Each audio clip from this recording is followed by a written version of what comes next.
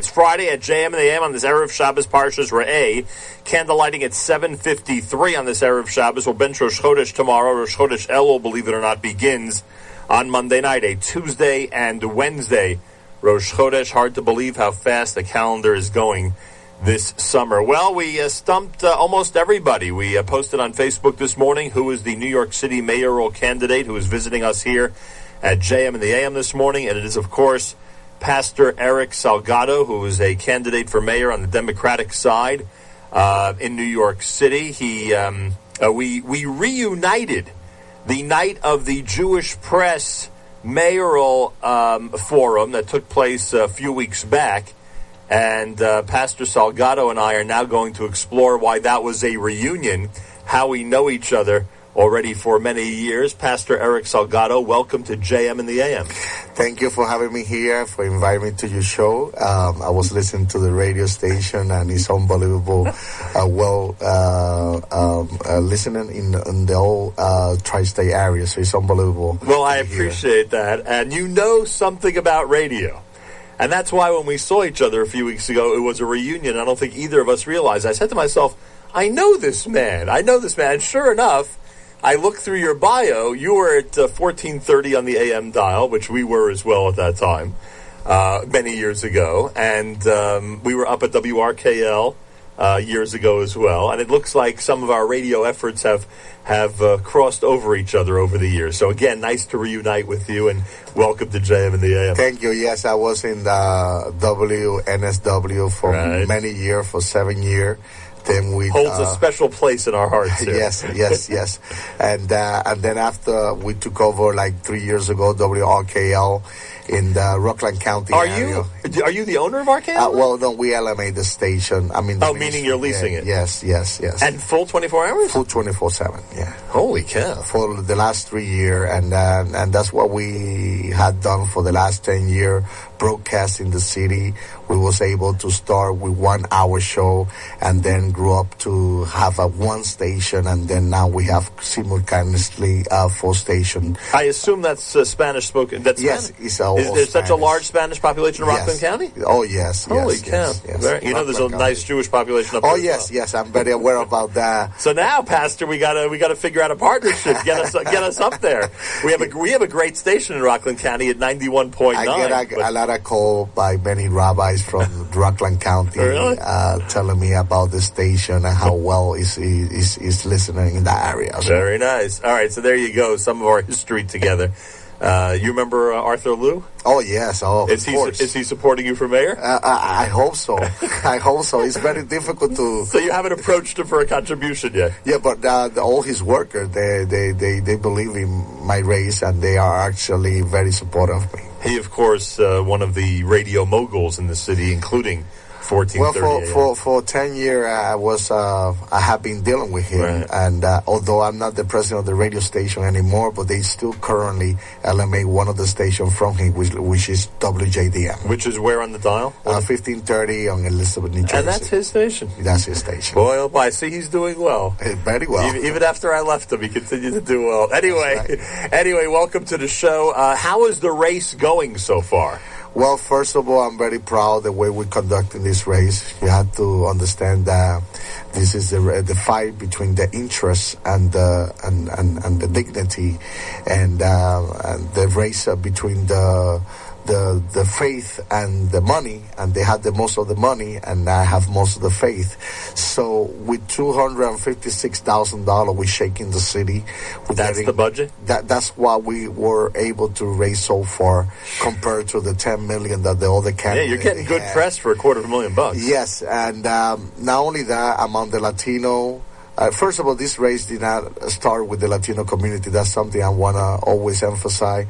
I am Latino, and I have worked with the Latino community for many years, but I have worked in Latino communities, actually. My church right now is in Bensonhurst for the last 15 years. That's the main one. That's the main one. Because a lot of rabbis would love to know how you created 21 satellites in addition to that, right? You have 21 in addition to the one in Bensonhurst. Yes, 22. All in the 5 boroughs? All 5. Most of them in the tri-state area. Maybe a couple of them in Long Island, some part close. All under the same name? Yeah, all under the same name. And for many years, since 1988, we founded the church over here in New York City.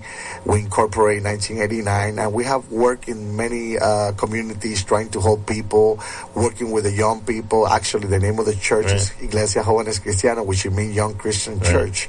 And we have been blessed and very successful to help a lot of people throughout many years. And let me tell you something, when you help a person, they never forget about what you did for them in the most crucial time of their life. And that's what brings me satisfaction. When you help the most vulnerable one, those are followers who are going to follow you for the rest of your life. And I could do that into a certain level and limitation when I'm doing it as a pastor. But there's a lot of people going through a lot of struggle in the city, especially after the Superstorm Sandy. People depending on food pantry, on food stamp, people depending on all this kind of help from the government, and they actually depending on it.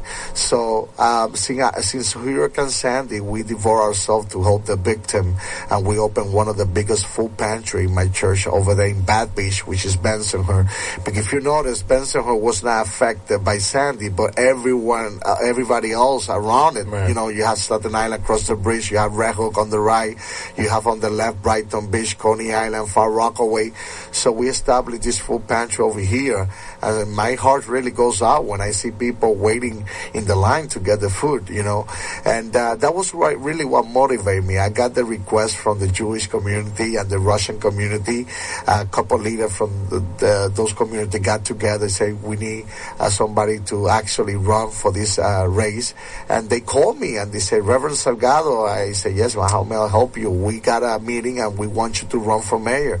I say no at the beginning, to be quite honest, because who wants to do that? But you know, when I was actually inquiring, seeing the candidate, and I was helping the most vulnerable one in the aftermath of Sandy, and I listened to the current mayor saying that he was going to close the Verrazano Bridge while we were still fishing body under the river, and while there was a crisis in the city, you couldn't go to Manhattan without having two other passengers in your car, and to close the only link that more than 500,000 New Yorkers who suffered the most, because out of all of the victims, 24 people died in Staten Island. That was very insensitive. Tried to close the bridge just to please some tourists that came to run in the marathon, and then listening to the other candidate like Bill de Blasio and John Lewis saying that they think that he was right. You say there is a big disconnection between the politician and the reality of New York City. And so it was just around that time that you decided to run? That very same day. In November? Yes, exactly. That very same day, I found more than 40 people looking for garbage, looking for food in the garbage in Coney Island. I said, I have to do something. That's when we decided to open the exploratory committee and run for mayor. Erick Salgado, Pastor Erick Salgado is here. He is a candidate for mayor on the Democratic side. I picked this up from when I hosted the Mayoral Forum. You feel, and it looks obvious, that someone has to inject values and family direction, however you want to put it, into this race. Nothing. Look, you know this. There are a lot of good people among your colleagues. Some of them are really good people and have done a lot of good work in the city of New York. But it seems in this race, until you got in, there was no real discussion about values, family tradition, things that the Jewish community is extremely concerned about. Yes, well, as you know, I am evangelical, and the evangelical community follow very much all the Jewish traditional. We are unique in that way, and we represent over 300,000 Spanish evangelical in the city. I didn't know there's that many. That's pretty amazing. Yes, we have grown dramatically, and I'm proud for that. I'm actually one of the 17 bishops in the Spanish evangelical community.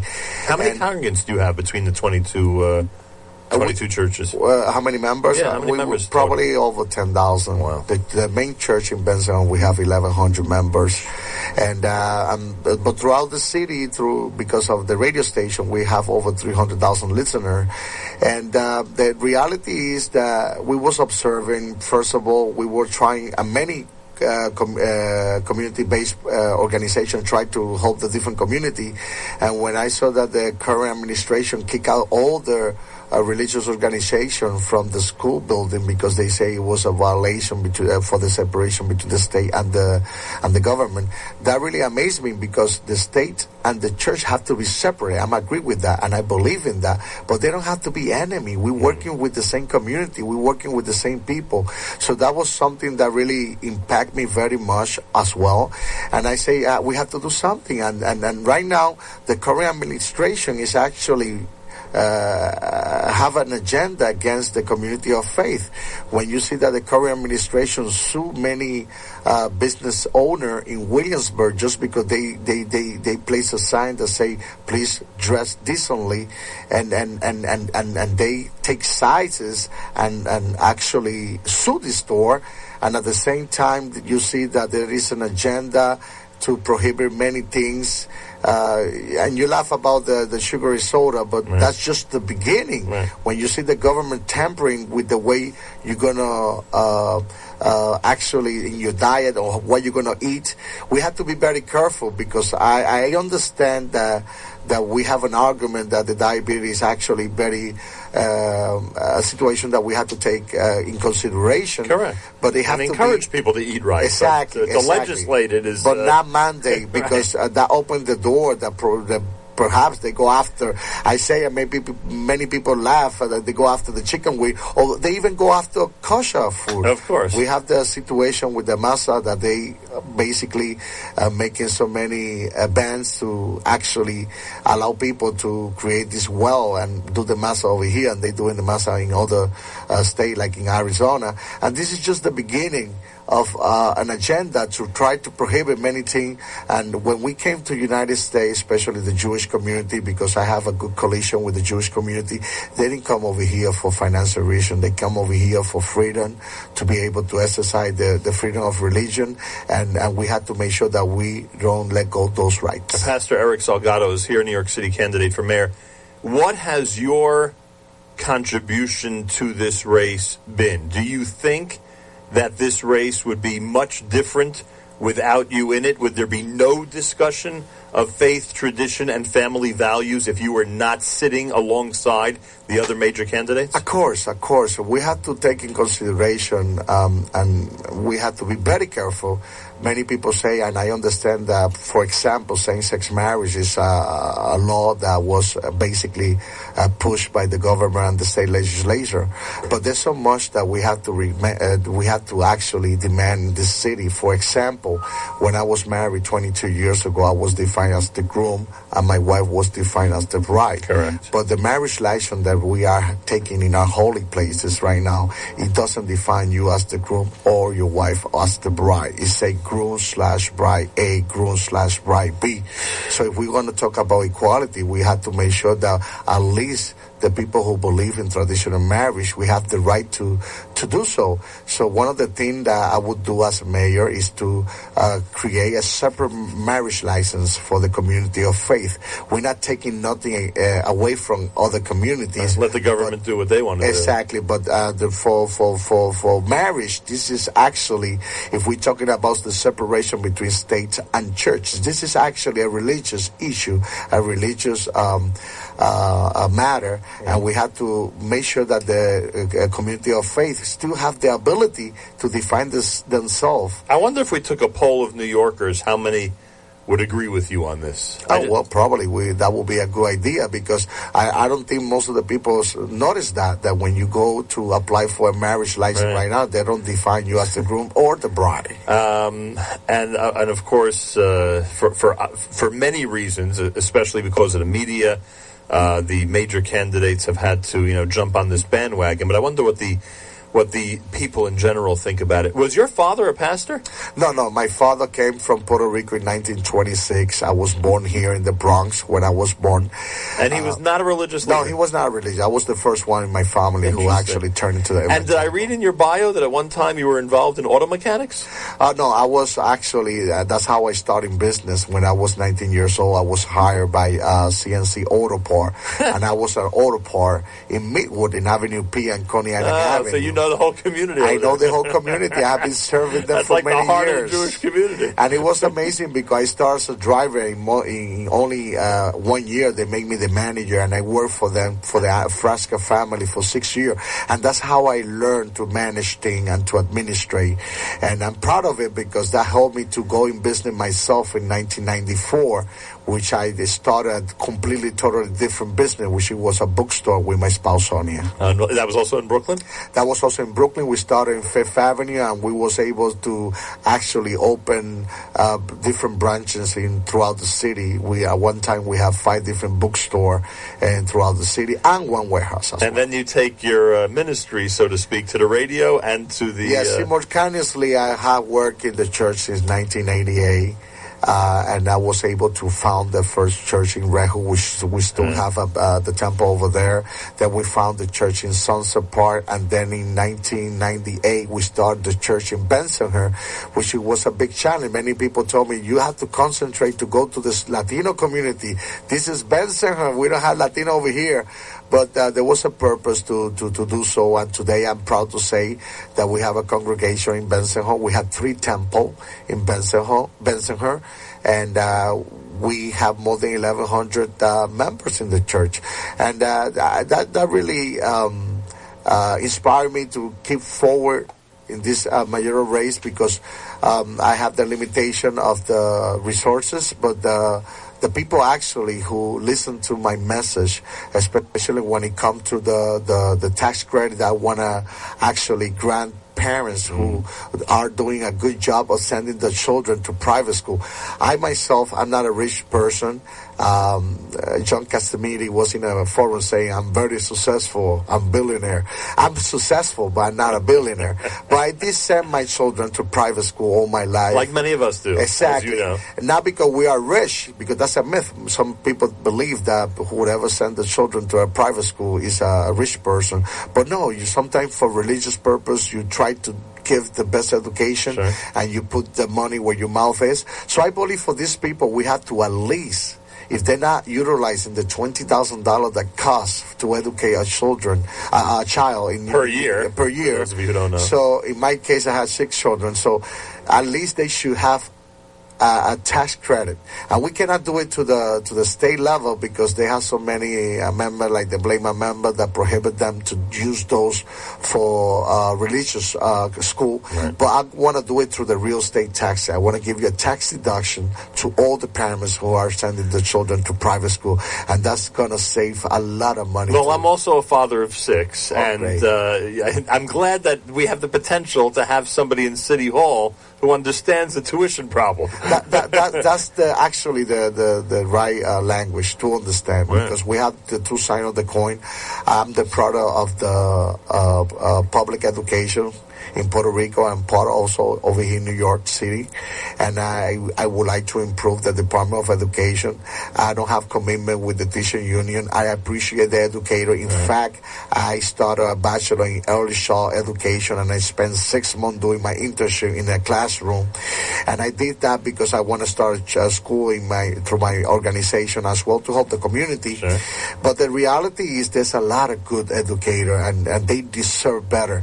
Many people ask me what you plan to do to close a decent contract with this good educator, and the reality is that the current administration have a problem with priority. For example, they don't have money to actually close a decent contract with the educator or the school bus driver, but in the meanwhile they're spending $3 million to bring doctors and nurses to the school system to give the morning after pill to child of only 13 and 14 years old without the consent of the parents. Outrageous. That's outrageous. Absolutely $3 million spending. Forget the money. The whole concept is outrageous, as you know. So my question is, what is the priority? To educate the children or to kill more children? My priority will be to educate the children, but at the same time, I want to recognize the good job that those parents are doing to sacrifice themselves and their money to actually provide a private education to their child. No question about it. You grew up in the Bronx? No, I was born in the Bronx, once again, because I was born with a chronic childhood asthma. I was taken to Puerto Rico. My father came to New York in 1926, so he saw all the stages that the Latino community went through. That's for sure. And when they were very underrepresented, that's one thing I want to be, a mayor who's going to represent all the underrepresented community. And you got back from Puerto Rico at the age of? 17. My parents, they tried to come a couple times. And then you went to the Bronx, or you were in Brooklyn? No. Then I established myself in Brooklyn. And most of my life, my productive life, I spent in Brooklyn helping the most vulnerable one. Well, it's great seeing you again, to say the least. And it must be tough. It must be a difficult race. Obviously, other candidates, as you say, have a lot more money. And the media seems to really gravitate towards certain candidates. I'm sure you're following. We don't have to go into detail, but I'm sure you're following. I'm sure you're following who's getting all the headlines these days, right? It's very embarrassing. Sometimes we are in the middle of a forum, and this person, he just walked out, and all the camera walked out with him, and that's taking that's creating a lot of distraction during this race, and that's a shame. One of the things I request from Anthony Weiner was to apologize to the Latino community, because while he was doing his wrong behavior over the internet, he was using a Latino name. So he's always the Latino, the one who gets the blame. And that's not fair, because if he's trying to be a mayor in a city where we have more than 2.4 million Latino, he should respect them. It's not right for other people to... Whenever I do something good or bad, I do it under my name. I'm Erick Salgado. I'm Latino. This is who I am.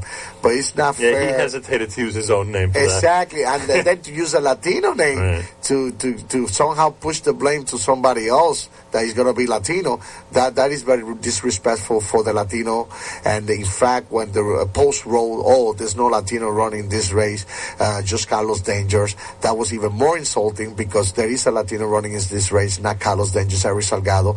We was able to file more than 20,000 signatures. They were not even challenged.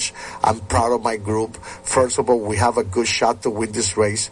We have 1 million Latino registered as a Democrat, and if I get at least 10% of them, plus the Jewish vote, I'm going to definitely be the next mayor of New York City. And you've had support from the Jewish community, from some of the leadership. I had the support from the Jewish community. I want to say hello to my friend Jonathan, Gabriel, Joseph, and all my supporters from the Jewish community. We're working hard. We're going to the synagogue in the morning. We are going to different places to meet the Jewish community. I was just 2 nights ago in the Kew Garden in Young Israel, Yeshiva. In Queens, and also in Brooklyn, in Midwood, in all over, and we are actually looking to, and if we get with the limited resources that we have right now, I'm doing a lot of parade. I'm shaking a lot of hands, and we have a good response in the Latino. So whoever thinks that the Latino goal is not going to go to Erick Salgado is foolish in himself. I don't care how many endorsements they get from this weak Hispanic politician. I am the one who's going to get the Latino vote, and I'm working strongly to get the Jewish vote. I have a lot of support among the Russian and many other communities, especially the community of faith, like the Catholic, the Italian, the Irish. So if we are able to keep building on this coalition, I'm going to be able to go to the runoff, and ultimately, I'm going to be able to be the next mayor of New York City. Pastor, God bless you. Thank you. Great reuniting with you. It was a pleasure myself every time I come to a radio station. I love to be in TV. I don't want to say nothing bad about the TV. Come on, there's nothing like radio. But there's nothing like radio. I really love it. And I come, I see the mics. We're both old-timers already in this. That's right. So I really appreciate that you invite me over here. When you told me you have the choice to do it over the phone or come in person, I said I have to go in person, because it's nothing like being in the radio station. You know it. So I really thank you, and I want to thank all the Jewish community. Some people argue, I don't want to give the vote to Salgado because it's like wasting my vote. That's not true. First of all, if I continue to motivate the Latino community, I could come easily with 100,000 Latino voting for me. And besides, nobody's going to win in this election. It's going to be going to a runoff. Right. So if you vote for Erick Salgado, you're doing the right choice. Pastor, thank you. Great seeing you, and good luck, continued good luck. Pastor Erick Salgado is a candidate for New York City mayor on the Democratic side, and just like us, an old-time radio folk, and great reuniting with him here at JM in the AM. 11 minutes.